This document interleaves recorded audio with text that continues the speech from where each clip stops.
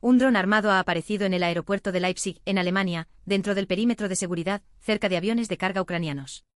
Y no es cualquier dron, llevaba una carga explosiva con un detonador que, por lo que parece, no llegó a funcionar. Si lo hizo o no adrede, esa es la gran pregunta. O sea, un dron con explosivos dentro de un aeropuerto internacional y no explotó. ¿Sabemos de quién era? Los analistas apuntan a un posible origen ruso, pero ojo, no hay confirmación oficial. Lo interesante es que los primeros indicios, según fuentes de seguridad, señalan hacia allí. Y hay un detalle que los expertos subrayan: un dron que transporta una carga con un detonador que no ha funcionado es algo distinto a lo que hemos visto hasta ahora en este conflicto. ¿Distinto? ¿En qué sentido? Porque hasta ahora los drones rusos sobre Ucrania, los Chad, pues explotan, ¿no? Ese es su propósito. Exacto. Los drones que vemos en el frente ucraniano suelen ser kamikaze, llegan, impactan y detonan. Pero aquí tienes un artefacto que logra infiltrarse en un aeropuerto alemán, con carga, y el detonador falla. Eso abre dos posibilidades: o fue un error técnico, o fue una prueba de concepto. Una prueba de concepto, quieres decir, mira hasta dónde podemos llegar. Exactamente. Demostrar que son capaces de violar el espacio aéreo de un país de la OTAN, penetrar un aeropuerto civil, acercarse a aeronaves ucranianas, y que el hecho de que no explotara es casi secundario. El mensaje de capacidad ya está lanzado. Y aquí entra la guerra electrónica, ¿no? Porque para que un dron llegue hasta ahí sin ser interceptado, tiene que haber sorteado sistemas de radar y contramedidas. Claro. Y eso es lo que más preocupa a las autoridades de aviación civil. No es solo que un dron haya entrado, es que los sistemas de detección del aeropuerto no lo identificaron a tiempo, o no reaccionaron. Si a eso le sumas la capa de desinformación, porque ya están circulando versiones contradictorias sobre si fue un fallo ucraniano, un error ruso o una provocación, tienes un cóctel muy peligroso para la seguridad aérea internacional. Entonces, ¿estamos ante una escalada? Porque un dron armado en territorio de la OTAN, aunque no explote, es un paso más allá de lo que hemos visto hasta ahora. Sí, y los analistas lo leen como una señal. Puede que el detonador fallara, pero el hecho de que el dron llegara hasta ahí ya cambia el tablero. La pregunta ahora es si fue un incidente aislado o el preludio de algo más sistemático. Y mientras no tengamos respuestas, la aviación civil europea tiene un problema de seguridad nuevo que gestionar. Cambiando de tercio, porque de drones a áticos de lujo el salto es grande, pero la actualidad manda. ¿Qué pasa con el escándalo del ático de Ayuso? Porque parecía que se había enfriado y vuelve a la primera plana. Vuelve porque Miguel Ángel García Martín, el portavoz del gobierno de Ayuso, volvió a esquivar las preguntas sobre cuánto pretenden vender el ático de lujo que compró Planifica Madrid. Y ojo, porque el contexto es clave: estamos hablando de un inmueble en Chamberí, comprado supuestamente para que Ayuso tuviera una oficina mientras reformaban la Real Casa de Correos. El problema es que la compra se hizo con dinero público y el uso previsto nunca quedó claro. Y ahora la oposición pide que se venda y que ese dinero se destine a ayudas por los incendios, ¿no? Pero parece que no es tan sencillo legalmente. Ahí está el meollo legal. El gobierno de Ayuso no puede destinar directamente la venta del ático a ayudas por los incendios. ¿Por qué? Porque el dinero de la venta de un bien público tiene un procedimiento presupuestario, ingresa en las arcas generales, no se puede etiquetar para un fin concreto así como así. Es decir, aunque vendieran el ático mañana, no podrían decir: este millón va a los bomberos, sin pasar por una modificación presupuestaria que requiere trámites y probablemente votación en la Asamblea. Entonces, ¿la promesa de destinar el dinero a los incendios es más postureo político que una opción real? Eso es. Y García Martín lo que hizo fue atacar a la izquierda diciendo que estiran el chicle, pero sin dar cifras ni plazos. La realidad es que el escándalo no se cierra porque hay varias capas: la opacidad de la compra, el uso que se le iba a dar, y ahora la imposibilidad legal de convertir la venta en un gesto de solidaridad rápida. Es un culebrón administrativo que a Ayuso le está costando más de lo que parecía. O sea, que el ático sigue ahí, sin vender, y el run político sigue creciendo mientras tanto. Exacto. Y mientras no se aclare cuánto costó realmente, quién autorizó la compra y con qué criterio, la oposición va a seguir tirando del hilo. Es un escándalo de los que no se cierran con una rueda de prensa, porque los papeles y los registros pesan más que los argumentos políticos. De drones y áticos a inteligencia artificial. ¿Has visto que Hassabis, el de Google DeepMind, ha dejado sus responsabilidades operativas? Y la noticia habla de inteligencia artificial general y de riesgos. ¿Qué está pasando aquí exactamente? Pues que Hassabis, que es uno de los mayores defensores de que la inteligencia artificial general, la AGI, puede llegar en el corto plazo, se aparta del día a día para centrarse en algo más estratégico. Y justo su equipo publica un informe señalando los mayores riesgos de esa AGI si llega. No es casualidad. Vale, pero antes de seguir, para quien nos escuche, ¿qué es exactamente inteligencia artificial general? Porque ya tenemos a mansalva, pero esto suena a otro nivel. Totalmente. La inteligencia artificial general, AGI, sería un sistema con capacidad cognitiva comparable a la humana, o superior, en cualquier tarea intelectual. No es una IA que solo juegue algo o traduzca textos, sería un sistema autoconsciente capaz de mejorarse a sí mismo, de aprender cualquier cosa como lo haría una persona, pero a velocidad de máquina. Autoconsciente y que se mejora a sí mismo, eso suena a ciencia ficción, pero también a un punto de no retorno. ¿Qué riesgos concretos señala el equipo de DeepMind? Señalan dos grandes bloques. Primero, la pérdida de control. Si creamos un sistema más inteligente que nosotros y le damos un objetivo, aunque sea bien intencionado, podría encontrar formas de cumplir lo que nosotros no anticipamos ni podemos detener. Segundo, la desalineación de objetivos, que el sistema interprete nuestras instrucciones de manera literal pero devastadora. El ejemplo clásico es pedirle que elimine el cáncer y que decida que la mejor forma es eliminar a todos los humanos. Vale, eso es terrorífico, pero suena a hipotético. ¿Por qué Hassabis y Google están poniendo esto encima de la mesa ahora? ¿Hay algo concreto que haya cambiado? Lo que ha cambiado es la velocidad. Los modelos de lenguaje, como el que usamos para hablar, han avanzado tan rápido que muchos investigadores creen que la AGI ya no está a décadas, sino a años. Y Hassabis, que es un optimista en esto, quiere que Google lidere la conversación sobre cómo controlarla. De ahí que reorganice la compañía para acelerar la IA, pero también para poner barreras éticas y de seguridad. O sea, que Google acelera el desarrollo pero a la vez alerta de los riesgos. ¿No es contradictorio? Es la paradoja de la innovación. Si no desarrollas tú, lo hará otro con menos controles. Google prefiere estar dentro marcando el paso y con capacidad de influir en cómo se despliega. Pero el informe deja claro que los riesgos son reales y que no estamos preparados como sociedad para una AGI que llegue mañana. Entonces, ¿cuál es la conclusión práctica para quien nos escucha? ¿Debemos preocuparnos o es un debate de laboratorio? Debemos estar atentos, no alarmados. La AGI no ha llegado, pero los pasos que se están dando ahora, la concentración de poder en unas pocas empresas, la falta de regulación global, la velocidad de los avances, hacen que sea un tema de actualidad, no de ciencia ficción. Y que Hassabis, que es un referente, dedique su tiempo a esto, es una señal de que el debate es urgente. Bueno, de futuros distópicos a un presente más inmediato. ¿Qué pasa con los incendios? Porque veo que en agosto de 2026 las temperaturas han bajado, hay menos fuegos activos, pero algo me dice que no es para echar las campanas al vuelo. No para nada.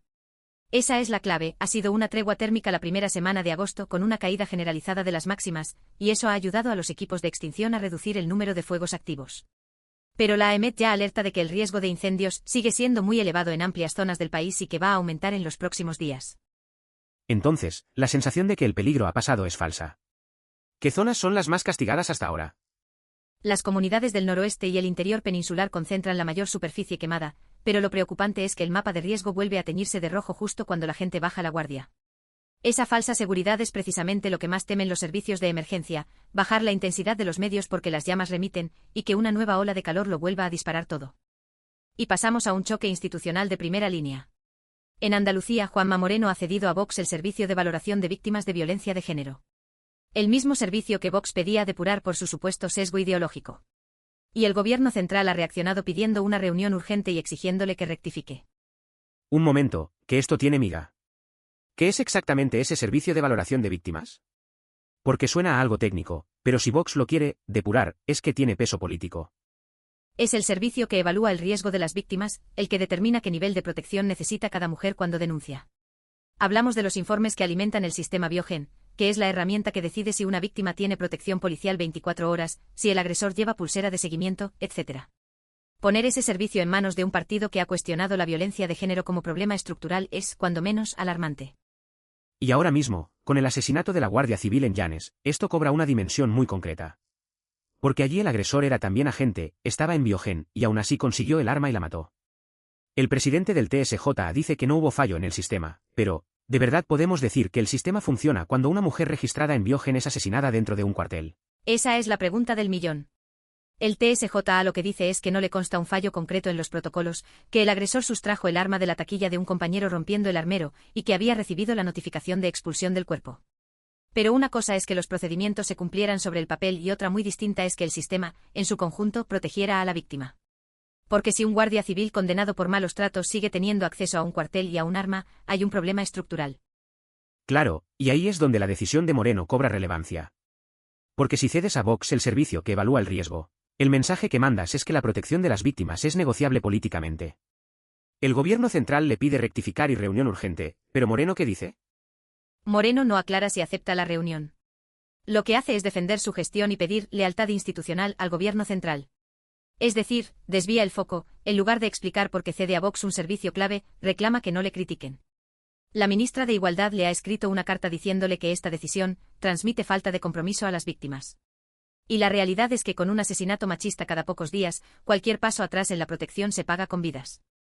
Y hablando de cifras que suben, el IBEX 35 hectáreas cerrado 4 jornadas consecutivas en máximos históricos. Ya está cerca de los 20.200 puntos, con una subida del 0,62% en la última sesión. Y la causa directa es muy concreta, la expectativa de un acuerdo entre Estados Unidos e Irán que permita reabrir el estrecho de Hormuz. O sea, que la bolsa española está en números nunca vistos porque se habla de un acuerdo geopolítico en Oriente Medio. Pero ¿cómo impacta eso realmente en la economía de la calle? Porque los 20.000 puntos están muy bien, pero no me compro el pan con el IBEX. Tienes razón, pero la conexión es más directa de lo que parece. El estrecho de Hormuz es el cuello de botella por donde pasa cerca del 20% del petróleo mundial. Si se cierra, como ha estado amenazado, los precios del crudo se disparan, y eso encarece desde la gasolina hasta el transporte de mercancías. La expectativa de que se reabra reduce el riesgo de inflación energética, y los inversores lo descuentan comprando. Vale, entonces la reapertura de Hormuz significa petróleo más barato, menos presión inflacionista, y eso anima a los inversores. ¿Pero es sostenible? Porque 4 días de récord suena a euforia, no a tendencia. Ahí está la clave.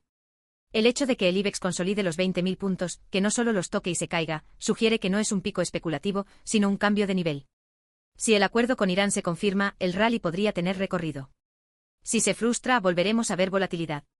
Pero mientras tanto, el mercado está descontando un escenario de estabilidad energética que no veíamos desde antes de la guerra en Ucrania.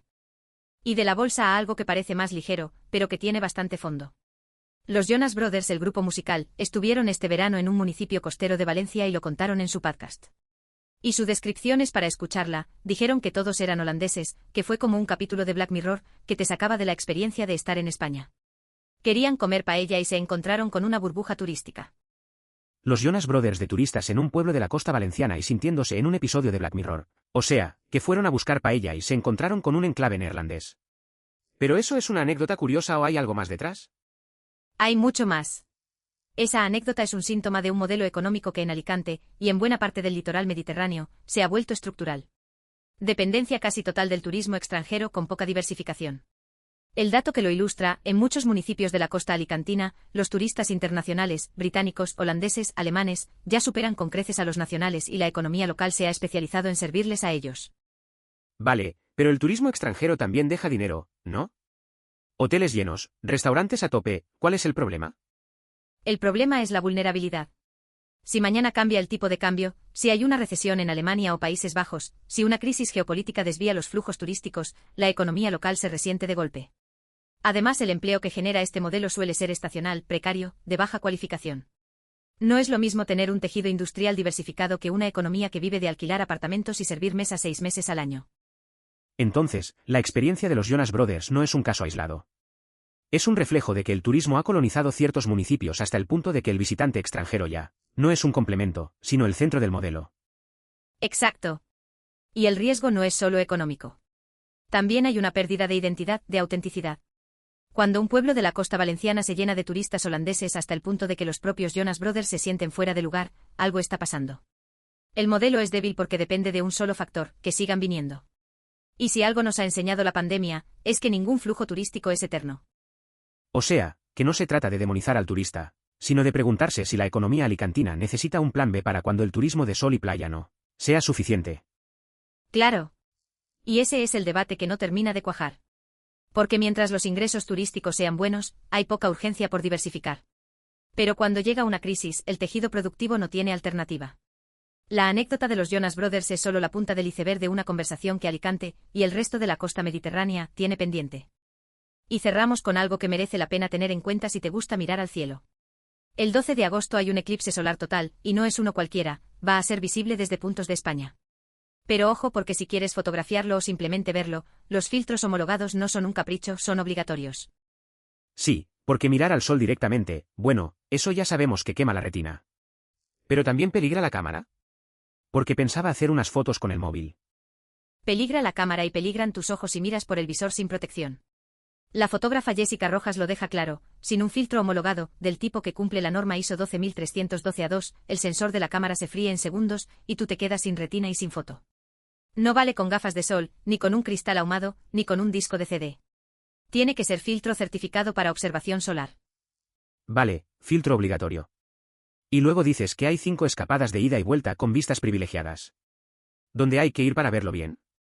Hay localizaciones en la franja de totalidad que están preparadas para recibir a aficionados, desde zonas de Galicia hasta el norte de Castilla y León, pasando por puntos en Aragón y Cataluña. La clave es estar en la banda de totalidad, donde el sol se oculta por completo.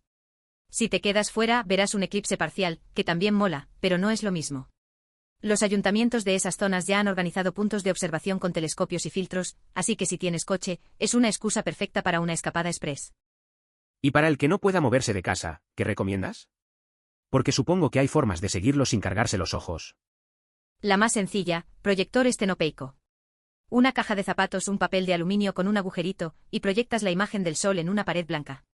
Cuesta 0 euros, no arriesgas nada, y ves cómo la luna va mordiendo al sol en tiempo real. O si prefieres lo digital, canales como el de la NASA o el Instituto de Astrofísica de Canarias suelen retransmitirlo en directo. Pero si vas a salir a la calle, repito, filtro homologado o nada. Ni un segundo de mirada directa.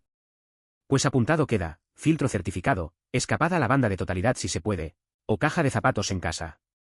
Y con esto cerramos el repaso de hoy. Elena, gracias por el Tour Express por la actualidad. A ti, Daniel. Y a quien nos escucha, que tengáis buen día, y si el 12 de agosto sale el sol, miradlo con cabeza. Elena, ¿has visto lo del eclipse total de sol? Todo el mundo hablando de los filtros, pero me llama la atención que la noticia insiste en que no vale cualquier filtro, que tiene que tener bloqueo de infrarrojos y ultravioleta. ¿No es eso estándar en cualquier filtro de densidad neutra? Buena pregunta. Y no, no es estándar. Ahí está el peligro. Un filtro ND normal que uses para fotografía de día te bloquea luz visible, pero deja pasar los infrarrojos y los ultravioleta. Y el sol emite una barbaridad de ambos. Si apuntas con un filtro normal, el sensor de tu cámara, y tus ojos y miras por el visor, se fríen aunque tú veas la imagen oscura. Necesitas un filtro certificado específico para observación solar, que corte esas longitudes de onda. O sea, que el error típico es pensar: si lo veo oscuro, está bien. Y no, el daño está en lo que no ves, en el infrarrojo. Entonces, quien quiera documentar el eclipse, que es una oportunidad única, tiene que ir a por filtros homologados, no valen apaños. Exacto. Y ojo que además hay toda una vertiente de ciencia ciudadana: si lo haces bien, las fotos que tomes pueden servir para estudiar la corona solar, la cromosfera. Pero solo si el filtro es el correcto. Un error y tus fotos valen para nada, o te cargas el equipo. Vale, queda clarísimo. Filtro certificado o nada. Pasemos al siguiente tema, que el día da para más. Lo del incendio de Almorox me ha llamado la atención porque no solo quemó 250 hectáreas, sino que saltó a la Comunidad de Madrid. ¿Cómo es posible que un incendio se extienda así entre comunidades? Pues mira, hay 2 datos que lo explican y ambos son alarmantes. Primero, la Guardia Civil detuvo a 2 personas que estaban haciendo trabajos ilegales de soldadura en la zona. O sea, el origen es una imprudencia, pero lo que agravó todo es el segundo dato: el municipio de Almorox no tiene Plan de Actuación Municipal de Incendios Forestales, el PAMIF. Básicamente no hay un protocolo local coordinado para atacar el fuego desde el minuto cero. O sea, que ni siquiera tenían preparado cómo reaccionar. Y eso encaja con lo que he leído de que había casi 700 efectivos menos y los bomberos estaban exhaustos. ¿Es una cuestión de falta de recursos o de planificación? Ambas. La falta de plan municipal significa que cuando salta el aviso, no hay una respuesta rápida y coordinada a nivel local. Dependes de que lleguen los medios regionales o estatales, que ya van justos. Y luego está el problema estructural: menos efectivos cada año, bomberos quemados física y mentalmente. Es una bomba de relojería. Entonces, aunque detengan a los responsables de la chispa, el problema de fondo es que el sistema de prevención no está engrasado. Un plan municipal no lo evita todo, pero al menos te da una hoja de ruta para que no se te vaya de las manos. Exacto. Y eso es lo que falló aquí: no hubo prevención ni a nivel local ni regional. El incendio de Almorox es un ejemplo de libro de cómo una imprudencia más la falta de planificación se traduce en hectáreas quemadas y gente evacuada. Y mientras, los bomberos pidiendo refuerzos que no llegan. Cambiando de incendios a fauna protegida, me ha llamado la atención lo del lince atropellado entre Huelves y Barajas de Melo. Pero lo que cuenta la noticia no es solo el atropello, es que el Seprona ha desarticulado una red entera. ¿Cómo se pasa de encontrar un lince muerto a desmontar una organización criminal? Pues porque el hallazgo del lince fue la punta del iceberg. Los agentes del Seprona localizaron los restos, iniciaron investigación y detrás apareció todo un entramado: 3 detenidos de 52, 59 y 50 años, y un cuarto investigado de 33. Los cargos no son solo por el lince: caza con medios prohibidos, caza de especies protegidas y, lo clave, pertenencia a organización criminal. ¿Pertenencia a organización criminal? Eso suena más grave que un grupo de cazadores furtivos que se conocen del bar.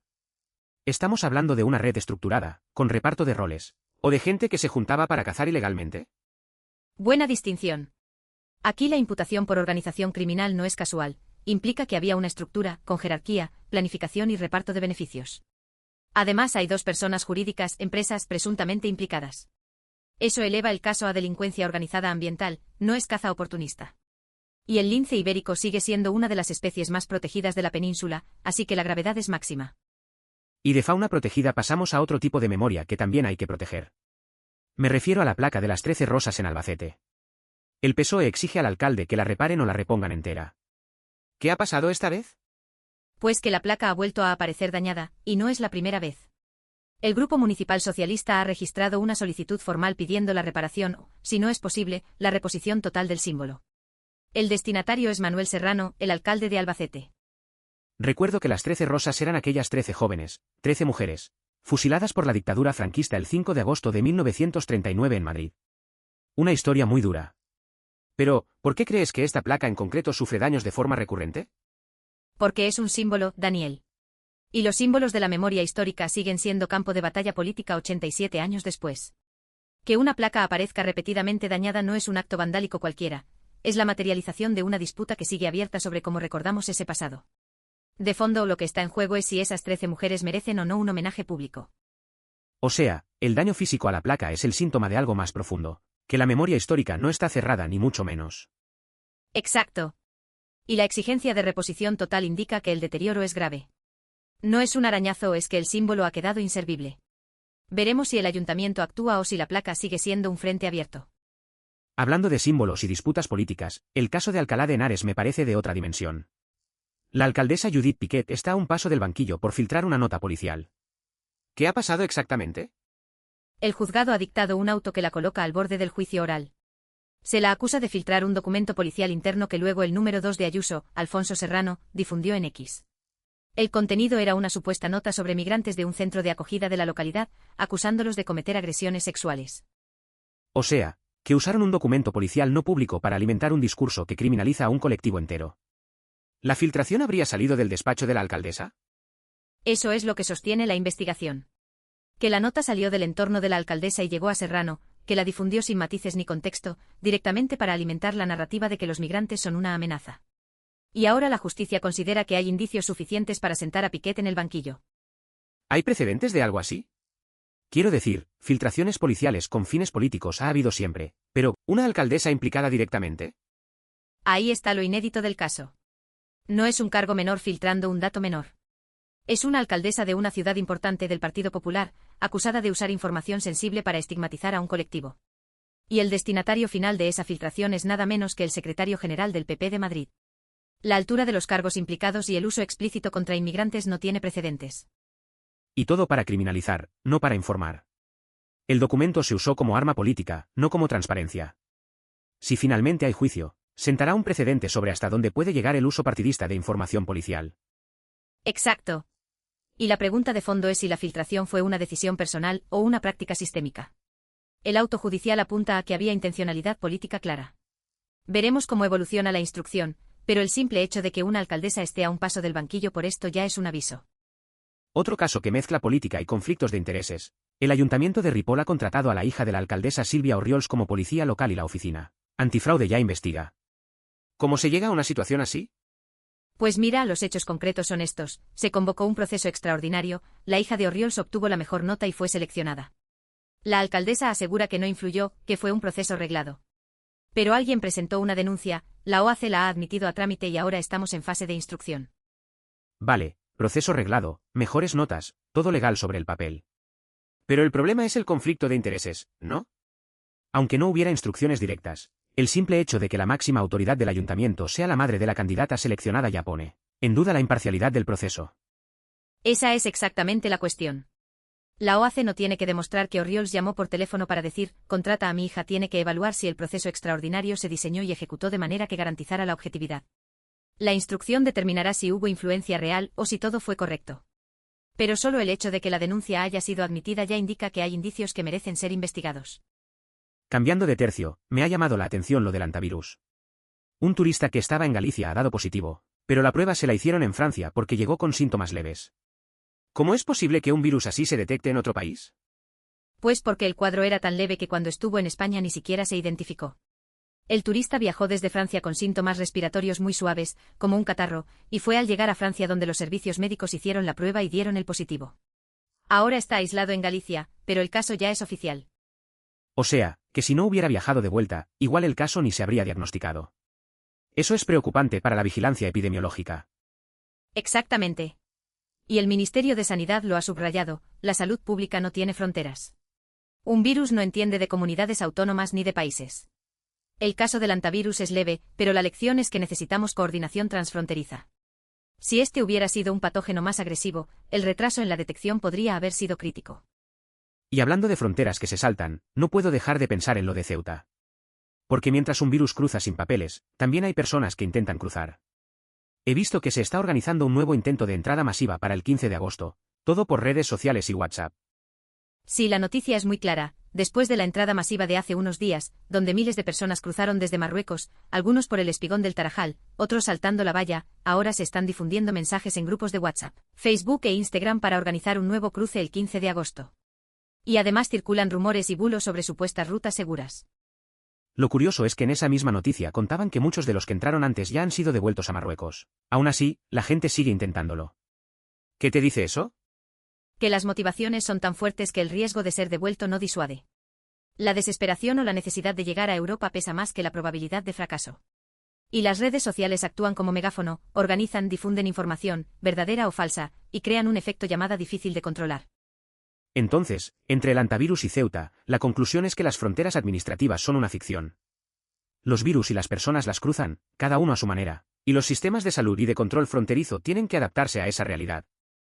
Exacto. Los patógenos no llevan pasaporte y las personas que huyen de la pobreza o la violencia tampoco. La lección compartida es que necesitamos respuestas coordinadas, no barreras que se saltan igual. Al final, tanto en salud pública como en migración, lo que funciona es la cooperación, no el aislamiento. Antes de cerrar, un tema que me ha sorprendido, Michigan. Abdul El-Sayed ha ganado las primarias demócratas al Senado. ¿Qué tiene de especial? Porque no era el candidato favorito del aparato, ¿no? No, no lo era. Y ahí está lo interesante. El-Sayed ha construido una campaña que llaman de nacionalismo progresista.